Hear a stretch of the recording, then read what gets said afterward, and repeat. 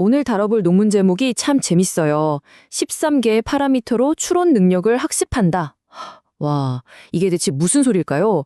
오늘은 이 놀라운 연구 결과를 함께 파헤쳐 보면서 AI 학습의 미래를 통째로 바꿀지도 모를 발견에 대해 이야기해 볼 겁니다. 자, 그럼 바로 시작해 볼까요? 최신 AI 모델이 얼마나 거대한지 한번 상상해 보세요. 무려 80억 개의 신경망 연결, 그러니까 파라미터를 가지고 있거든요.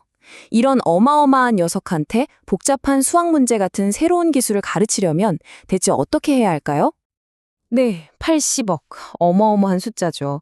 이게 바로 이번 연구에 등장하는 AI 모델이 가진 파라미터의 수입니다. 비유하자면 80억 개의 아주 미세한 조절 손잡이가 달린 기계 같은 거예요. 이 손잡이들을 잘 돌려서 새로운 걸 가르치는 셈이죠. 원래는 말이죠. 요즘 제일 효율적이라는 방법, 로라 같은 걸 써도 수백만 개의 파라미터를 바꿔줘야 했어요. 물론 80억 개에 비하면 적어 보일 수도 있는데, 아니 그래도 수백만 개는 진짜 많은 거잖아요. 자, 그런데 만약에요. 이 수백만 개가 다 필요 없다고 하면 어떠실 것 같으세요? 우리가 바꿔야 할 파라미터 수가 정말 상상도 못할 만큼 적다면요? 놀라지 마세요. 딱 13개입니다. 수백만? 아니요. 단 13개요.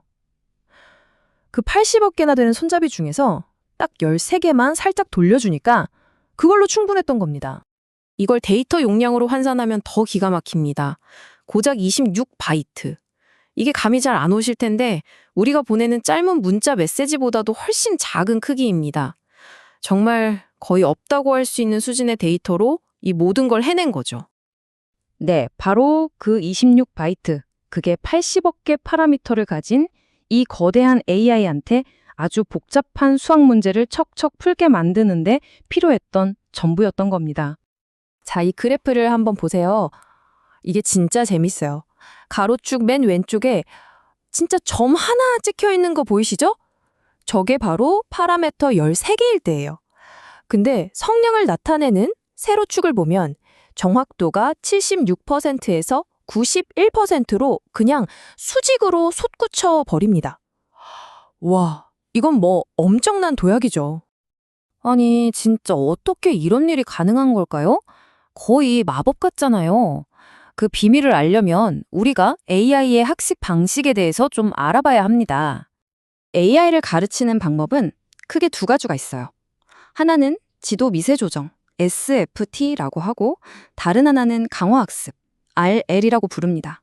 SFT는 비유하자면 완벽한 요리책을 주고 이대로 똑같이 만들어 하는 거예요. 심지어 책에 오타가 있어도 그대로 따라해야 하는 거죠. 근데 RL은 좀 달라요. 일단 만들어 보게 하고 맛을 본 다음에 좀 더 짜게 해봐. 아니면 이번에 좀 싱겁네? 이렇게 피드백만 주는 거예요. 그럼 AI가 스스로 원리를 깨우치는 거죠. SFT 방식의 문제는 뭐냐면 뭐가 중요한 정보고 뭐가 쓸데없는 정보인지 구분을 못한다는 거예요. 문제 푸는데 꼭 필요한 핵심, 이걸 신호라고 해볼게요. 그리고 문체나 표현 방식 같은 부수적인 것들, 이건 잡음이고요. SFT는 이 신호랑 잡음을 그냥 통째로 다 외워버리니까 당연히 고쳐야 할 파라미터가 많아질 수밖에 없는 거죠. 그런데 강화학습은 완전히 달라요. 핵심은 딱 하나, 깨끗한 신호입니다. AI가 받는 피드백은 그냥 정답 아니면 땡 이거 하나예요. 엄청 단순하죠. 그러니까 AI는 쓸데없는 잡음에 신경 쓸 필요가 전혀 없는 거예요. 오직 핵심 원리에만 집중할 수 있게 되고, 그러니까 아주 조금만 고쳐줘도 금방 배우는 거죠. 그리고 이 두 그래프를 나란히 놓고 보면 그 차이가 확 드러납니다. 왼쪽 강화학습 그래프 보세요. 파라미터를 진짜 조금만 썼는데도 성능이 확 올라가죠? 근데 오른쪽 SFT는 어때요? 수백만 개를 쓰기 전까지는 거의 변화가 없어요. 효율성 차이가 이 정도입니다. 근데 여기서 끝이 아니에요. 진짜 반전은 지금부터입니다.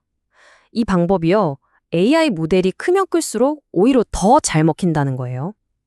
보통 상식적으로는 모델이 커지면 훈련시키기도 더 힘들고 고칠 것도 더 많을 거라고 생각하잖아요. 그쵸? 자, 근데 이 그래프를 좀 보세요. 가로축이 모델 크기고 세로축이 최고 성능을 내는데 필요한 파라미터 개수거든요. 근데 보세요. 모델이 커질수록, 그러니까 그래프가 오른쪽으로 갈수록 필요한 파라미터 개수는 오히려 아래로 뚝뚝 떨어집니다. 진짜 신기하죠? 연구진들은 이걸 이렇게 설명해요. 사실 AI는 이미 문제를 풀 수 있는 지식을 다 가지고 있다는 거예요. 우리가 26바이트로 해준 건 새로운 걸 가르친 게 아니에요. 그냥 AI가 원래 가지고 있던 그 지식을 어떻게 써야 하는지 그 스타일만 살짝 알려준 일종의 안내자 역할을 한 것뿐이라는 거죠. 자, 정말 대단한 발견이죠? 그럼 이게 기술적으로 대단하다는 건 알겠는데, 그래서 이게 우리한테 왜 중요할까요? 이게 대체 무슨 의미가 있는 걸까요? 이 기술이 가져올 미래는 정말 엄청납니다. 첫째, 초효율 개인화가 가능해져요. 수백만 명한테 각자에게 딱 맞는 AI 비서를 순식간에 만들어줄 수 있는 거죠. 둘째, 훈련 비용이 말도 안 되게 줄어들 거고요. 마지막으로 아주 살짝만 건드리는 거니까 AI가 원래 알던 다른 지식들을 까먹는 지식 망각 문제도 해결할 수 있습니다. 결국 이건 그냥 AI 훈련을 효율적으로 만든다, 이 수준의 이야기가 아니에요. AI를 우리 한 사람 한 사람에게 더 가까이, 더 개인적인 존재로 만드는 정말 중요한 발걸음인 셈이죠. 마지막으로 이 질문을 한번 던져보면서 마무리하고 싶네요.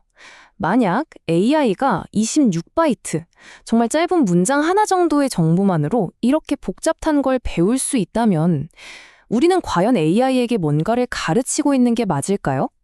어쩌면 우리가 생각하는 학습이나 교육이라는 개념 자체를 완전히 다시 봐야 할지도 모르겠습니다.